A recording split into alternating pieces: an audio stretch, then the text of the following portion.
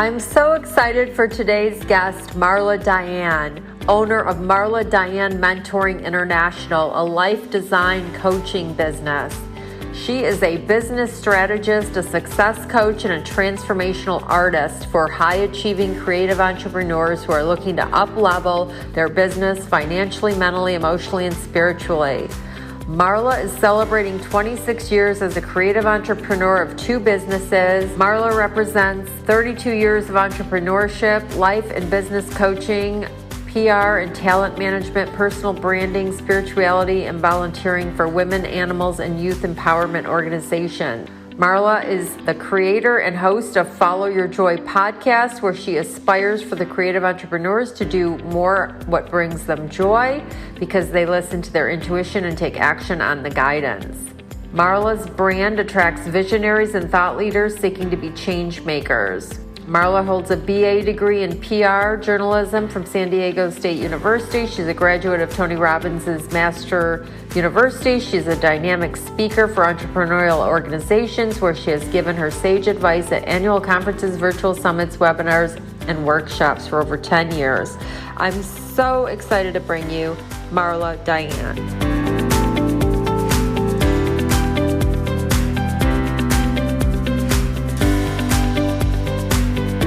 Welcome, Marla. Thank you so much for joining me. Please share with the audience, everyone, a little bit about you and your background. I know that you have a journalism degree, you have a really rich history and very interesting past in the entertainment industry, and you were a single mother and survived breast cancer, and you've been coaching now for 14 years.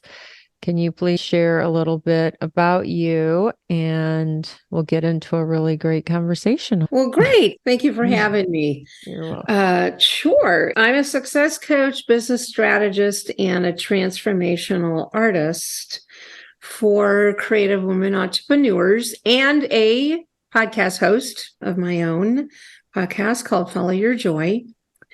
And yes, as I spent 20 some odd years in the entertainment industry as a publicist. So I worked with celebrities and visual and performing artists, and this is prior to social media. We didn't have social media. We had traditional PR methods, magazines, newspaper, radio, and TV to get our clients out into the media. So I had a blast. I loved it. It was super, super dynamic, creative career. It was great right outside of college with a PR, journalism degree.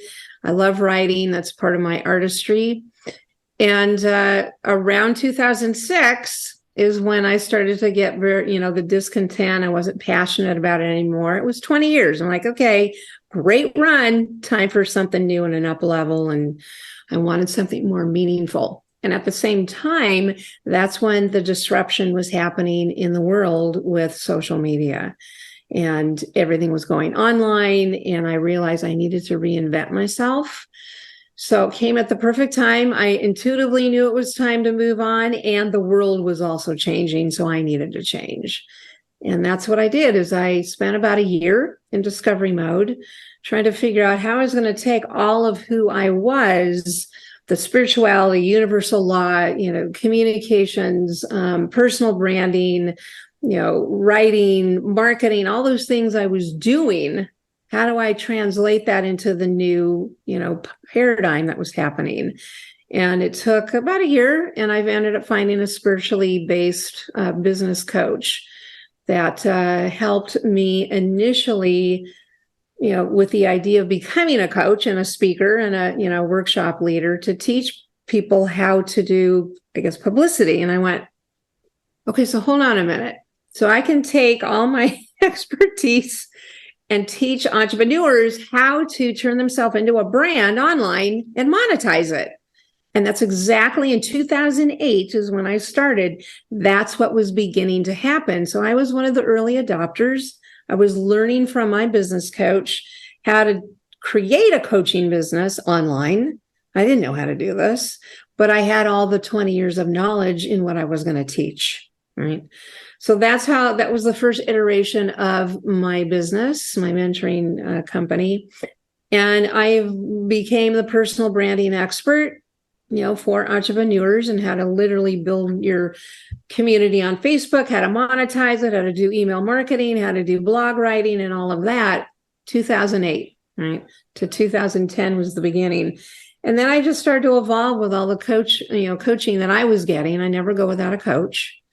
And I evolved into then a business coach and, transformational coach. And as you know, those types of things, that's what happens in our business, is we need to keep evolving.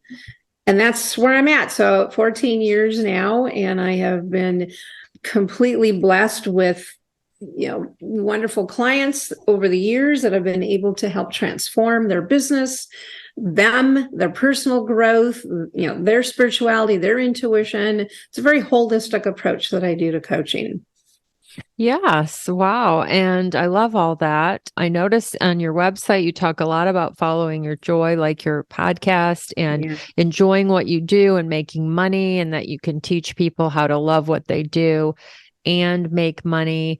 Can you tell a little on that and what people can do today to find what they love and monetize it?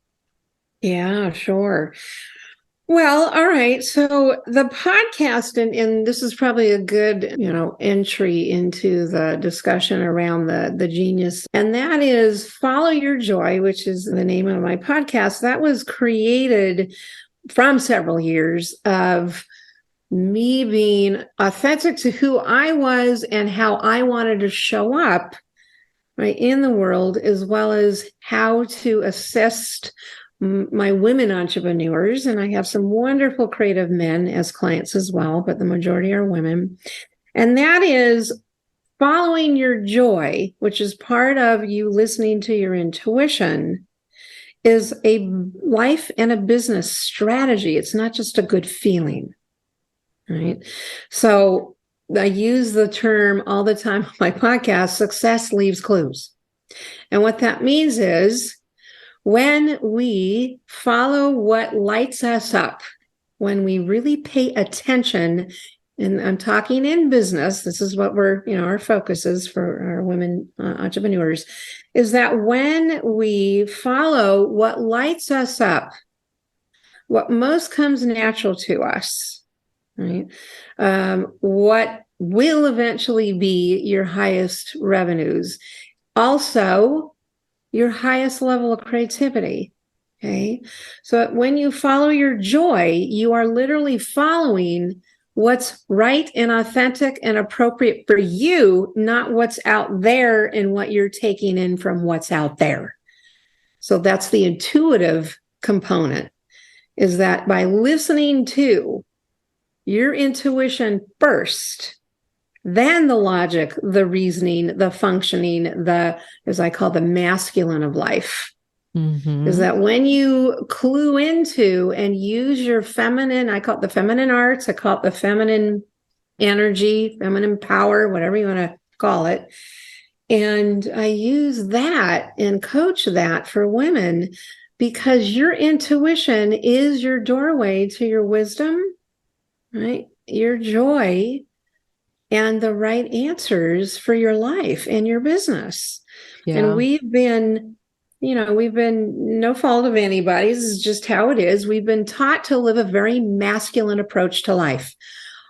Hustle and grind and push through and use your logic and use your head and use your functioning and use your reasoning and all of that. And that's fabulous, but not all the time. So there's a thing that I use with my coaching, and the base of it, including when I talk about on the podcast, is we have to have a balance of both, of masculine, feminine. We must have, again, the structure, the systems, the strategies, the making of the money, all of those things. And we must have what comes most natural to us as women. We must have the intuition, the creativity, the emotion, the connection, the collaboration, right? All of that is the feminine of life. And there's, by the way, there's no gender attached to this. It's a principle. Right. I'm just using masculine, feminine because people understand what that is. you can call the polarizing of it anything you want. I call it masculine, feminine, right? But you need to have both. And the core of this is exactly why women burn out. And they burn out so much because they don't realize, and I came up with this because this is what happened to me, and I'll tell the story in a minute, is that we don't realize that we have been programmed to be operating in this masculine mode all the time. And doing, right? The doing. Grind, go, push through, like I said. And this goes for men too. The point is, yes, is that for women specifically, not men, when women are in this masculine mode of how we've been taught how to operate, we literally hit burnout, we numb out, we are disconnected from our intuition, our heart, our creativity, all those feminine aspects I just mentioned. So when you then lead, right, when you lead with the feminine and allow the masculine to support then the action from the intuitive guidance, now you got a formula for life that's appropriate for you, as well as much less, if any, no more burnout. Nice. Yeah. Yeah, we're all programmed to do. And I was watching this commercial for a movie, and the woman was saying, you don't need a man because you are a man. And it was just really funny. It was that show, Steve Harvey. I forgot what it's called. But I was like, wow, that's like me. I have so much masculine energy, and I was programmed to always take care of myself for so long that I personally just am always doing, productive, constantly. Like there's no relax, calm, relax, receive, open, be, And, but I love that. I love that message that you have in your programs. There's just, I think people have fear around how am I going to make money doing that, or. Operating that way. I mean, and the only way that I can, and I know you understand this also being a coach and a woman entrepreneur, is that I can't teach anything I haven't gone through. And so this whole conversation and this whole topic came from my own humongous burnout. It was 2017, and I was 9 years in the coaching business, and I had phenomenal coaches. I definitely had my business, running and doing well. But I was so disconnected from my creativity, my heart, my intuition. I felt like this manufactured version of myself. And I finally went, stop. I need help. I need support. I need to recover my dreams. I need to learn how to make money with joy instead of this hustle, grind, pushing the boulder up the hill. And so that's where I ended up meeting Gina DeVee. And I hired Gina for a private intensive to help me literally, recover my dreams and so forth and get out of this burnout. And what came out of that intensive was she pulled out of me my dream, which was wanting to live and work here in the United States and in Italy, and to actually go to Italy. I had a 20-year dream that didn't happen because I had a mindset not to do it. And she said, all right, you're going to Florence, Italy for a month. And I went like my eyes lit up. I said, okay, great. And we literally mapped it out in the intensive. And I went home flying on cloud 9. And a month later, I left for Rome, Italy, and spent a month in Florence. So she gave you the permission to do what you wanted to do.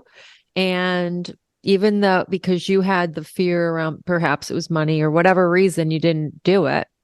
And she's like, you hired her, and here she's like, you need to go and you need to do it. And you were so excited. That's amazing. Yeah. And how long were you in Italy? Sure. Well, it was the first time I actually had somebody, kind of like a cheerleader, if you will, or somebody that was me in my dreams. I mean, yes, of course, that's her job as a coach, but that's why I hired her, because I wanted somebody that I could be accountable to and that could actually care about what my future looked like. And so, full month. Life Full month, changing. Linda. I was in cloud nine. It was like my eat, pray, love journey. I completely transformed while I was there, which was the intention. And I came back a completely different from the inside out. I came back completely different as far as being very selective with what I'm going to do in my business. I ended up rebranding my business. I did a photo shoot when I was in Florence for my brand. I came back and restructured everything in my business, only did what brought me joy, only what I wanted to do, regardless of what anyone else was doing. So I was doing business on my terms, and it became a sweet spot. So I only did the amount of work I wanted to do rather than all this stuff that was burning me out. And I have since, that transformation has since stayed with me. Hence, years later, now we have Follow Your Joy, which became the premise to my business. That's wonderful. What a great message. What a great experience. Thank you. Yeah, it's kind of like when I left Michigan in April and came down here to Florida, and just letting go and surrendering and creating space, and so much good has occurred. And now I just got my Florida real estate license. And you know what? It's going to be completely different here for a number of reasons. And one is my energy is so different, and the price point is different. And guess what I decided today when I went to an open house with $1 million, 20-year-old girl and her $1 million listing. And I was in there and I was talking to her. We had this great time and she really inspired me. And anyway, I decided that this time around, it's going to be exactly what you just said. Only the things I want to do. I'm not going to hustle. I'm not going to chase. I'm going to be attracting and just living and receiving. So I'm excited for that. That's such a beautiful story. So tell us about the genius zone. Yes, absolutely. I want to hear all about that. And because this actually has a lot to do with what we've been talking about, and it is the core of most of my coaching programs. Every client goes through the learning of and how to apply their zone of genius. And what that means is, and I use the book in the curriculum, The Big Leap by Gay Hendricks. And it's a phenomenal book that was given to me by my coach in 2016 that really lit me up, that led me to, okay, I need to be including this in my coaching programs. So Upper Limit. Yes, I have the audiobook. Yeah, right. Upper limit, hidden barrier. Yeah, exactly. And I didn't even know, which I'm sure you too as well. Everyone that reads this, I didn't even know there was a zone of genius. What is that? Because what we were taught, and this is kind of the hierarchy of what Gay teaches, which I think is a really way to understand what the zone of genius is. And that is, we've been typically trained, and that's okay, to operate in our zone of excellence, our excellence zone. Because what he has are four zones of competence, right? And the four zones of competence are incompetence, competence, excellence, and then genius zone. Where we typically live is in the excellent zone. At least most of the people I hang out with, the clients I coach, the high-end clients. And so that's fine, but what's this genius zone? And therein lies what he teaches is that genius zone. And I said at the beginning of this conversation, it's what most comes natural to you. It's what you can do for long stretches of time without getting bored or tired. It's what makes you happy. It's what's joyful to you. It's going to be your highest revenues. There's about 7 qualifiers that meet that. And when you're in that, you're also in your happy place because it's the joy place, right? What kicks us out of it is we sabotage as silly humans, and that's okay. We got to unlearn this, is that we'll sabotage our length of happiness that we live in. Right. It's It's just uncomfortable. Yeah. it's well, unconsciously, Yeah. well, Or we're as you not know, used to. we'll sabotage, will cause a fight with our, significant other, will, cause just, whatever it is. And Gay gives a whole lot of great examples in there. So the whole learning of living in the genius zone more often is learning how to recognize when you sabotage and why you sabotage it, so that you create a new normal of living in the happy place, in the zone of genius, in your work, in your business, which also then becomes, and this is what I'm teaching in Own Your Genius Zone. He doesn't teach this in the book.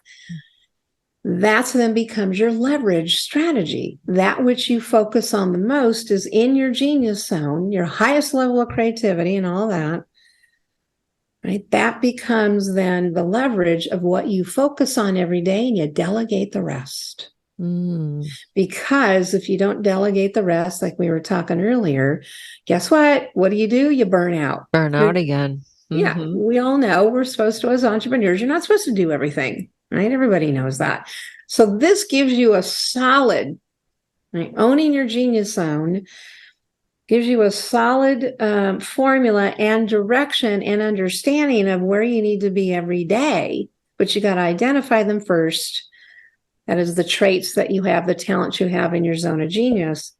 And that's what I teach in my 7-week Own Your Genius Zone course. That's coming up in mid-January. Yeah, that was my next question. And there were two. One is, are there any favorite books that have inspired you? And clearly The Big Leap has. Yeah. And then how can people find their genius zone? Yeah.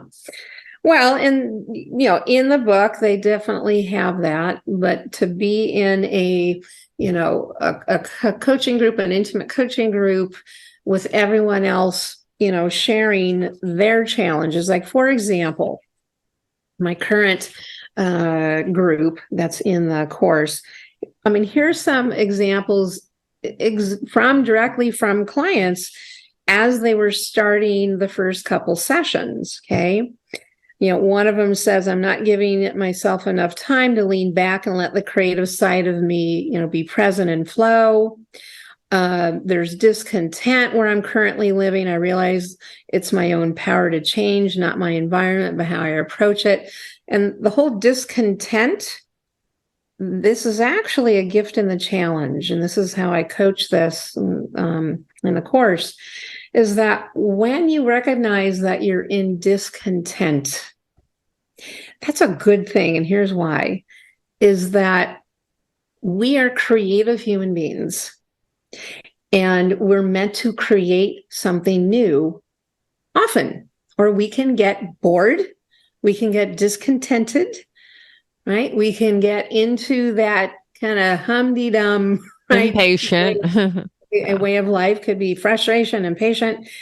And when we're not creating something new, hence, when you're in the genius zone, you're usually inspired most of the time to do that. But you get discontented because you're living in the excellent zone, which becomes your comfort zone. Make sense? Yeah. Yeah. So discontent was very, prominent in the women that were sharing this. And at least also, they're self-aware.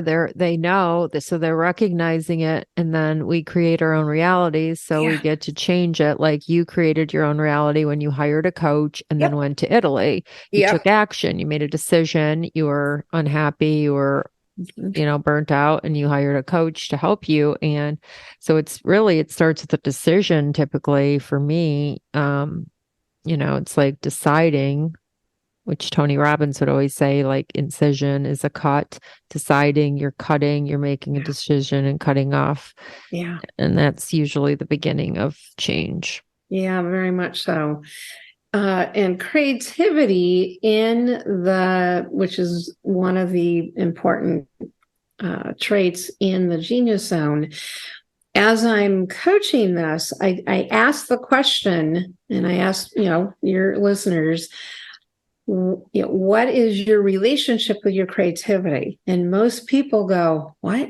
what do you mean my relationship with my creativity? Most of us have been, again, trained to think of it as just a thing. We're creative, we do it. It's kind of the, if you will, the masculine approach to it. But when I dive into this, and I want you to think about this, is, what does your creativity desire of you? What is your creativity asking of you?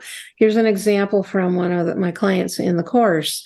She says, I found that I had to break down an internal wall to feel this question. I had a difficult time connecting to the question. I had to quiet my mind to hear my heart. I discovered that my creativity desires my time. I've been neglecting it. I cannot wait until everything is done to nurture it. I need structured creativity time in my week devoted to it. It's my sense of joy. Without it, I'm unfulfilled. Therein lies, everybody, why it's so crucial to be in the feminine, in the genius zone, right? As your leverage strategy, following your joy, and so forth. Yeah. Mm-hmm. Yeah. A lot of times I remember listening to one podcast where they were talking about creativity, and I was thinking, and they were kind of, because a lot of people think, oh, I'm not a creative person, but they were saying like a recipe, cooking, making a shake, a smoothie. That's all creative. Correct. And like people just don't think they're creative, but yet you make a great smoothie, you're creative. That's right. Know? So, what other things would you, what other examples can we give people of showing creativity? Sure. Yeah. No, this is something that we talk about all the time. Creativity is not exclusive to the arts, right? Creativity is innovation. Creativity is, the metaverse, the XR, the VRs, the AI of the world that's coming up. Creativity is finding solutions to problems. It's, like you said, it's cooking, it's gardening. It doesn't have to be the arts, and it's not. Right. So again, remember, we go back to that core of who we are as a human being, is that we're meant to create.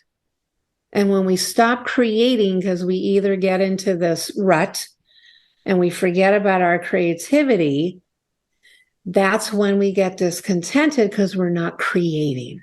And so, creativity is a lot of things. It's kind of like in school, they're not really encouraging creativity so much as they are, learning how the brain, exactly. The logic, the reason, the function, the structures, the systems, all of that, fabulous. But you're right, and that actually brings up a really interesting topic, and that is, look what's happening in the schools today. Is that creativity and art, right, is being taken out of the grade schools, and it's like, what is going on here? And it's not till you get to, obviously, college when you can, choose to go into the digital arts and what have you. But it's a sad thing that they're taking out art and creativity.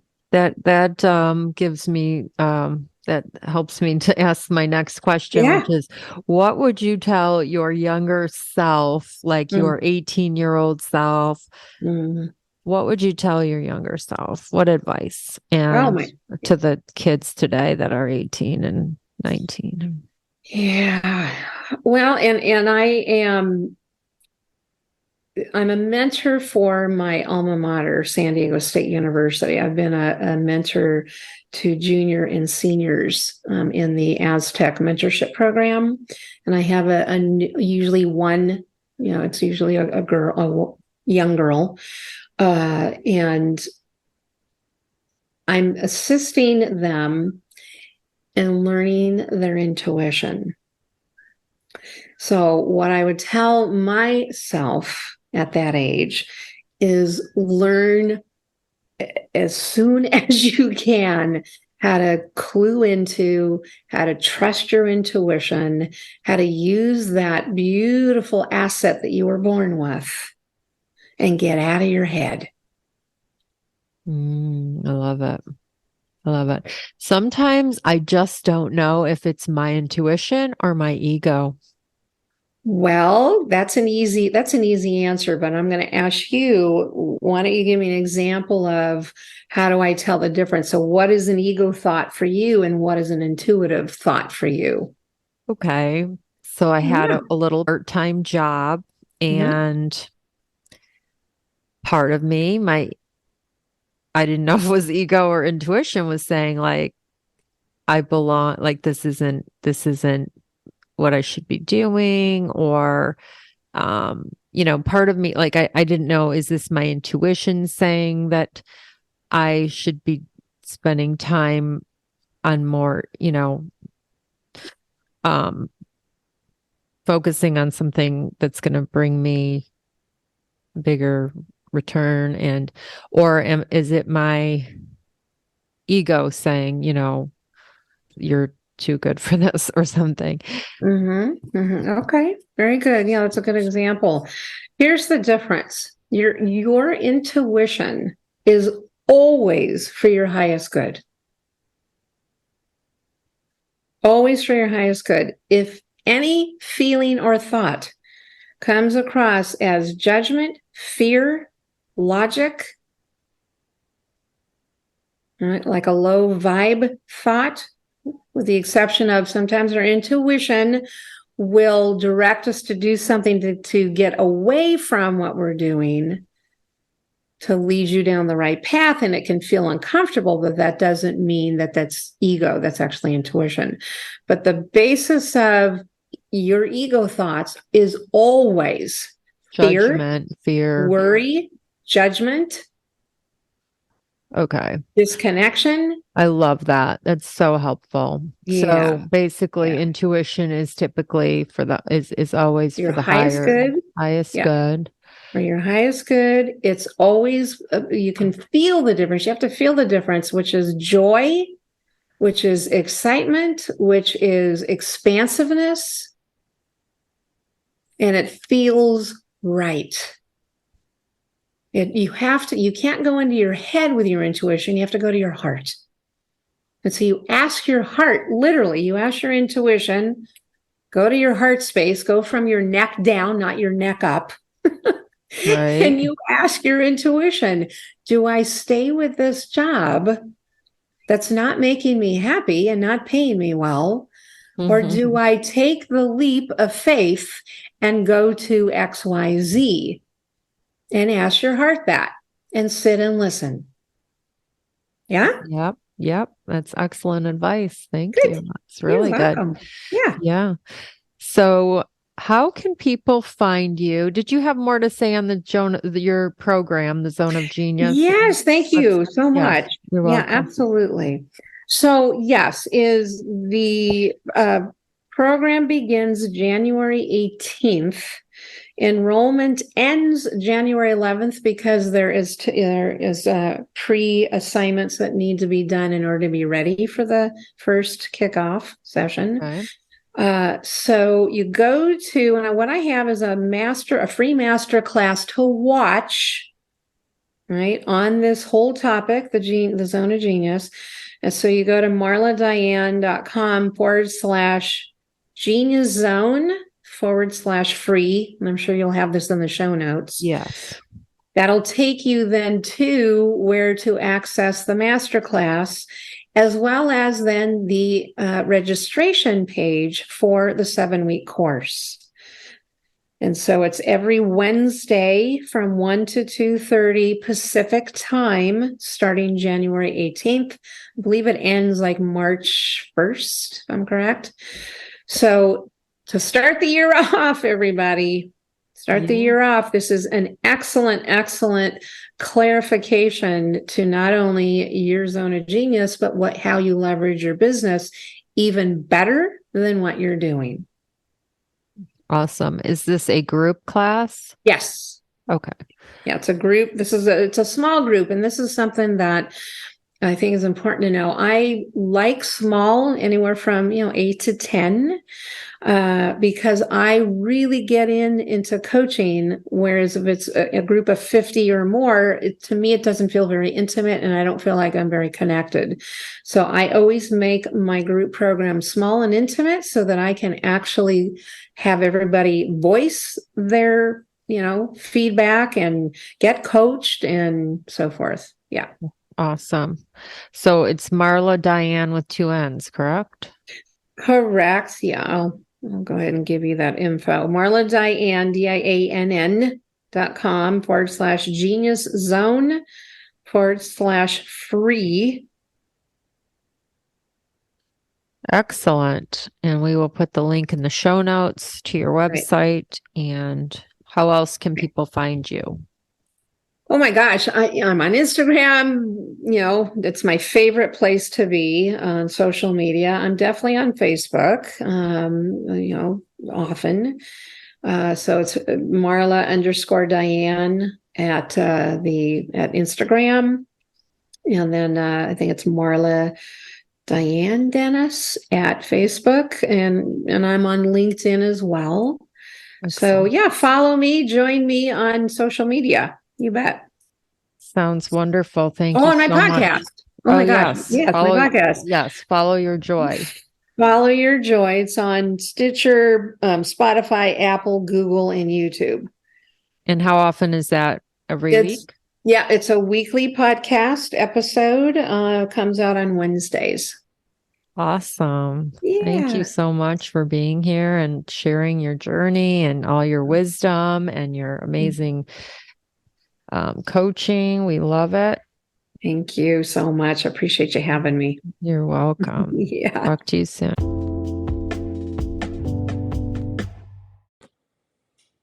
I hope you enjoyed that episode. Isn't Marla amazing? All of her links are in the show notes. If you enjoyed, please share, subscribe, and review. It would mean a lot to me.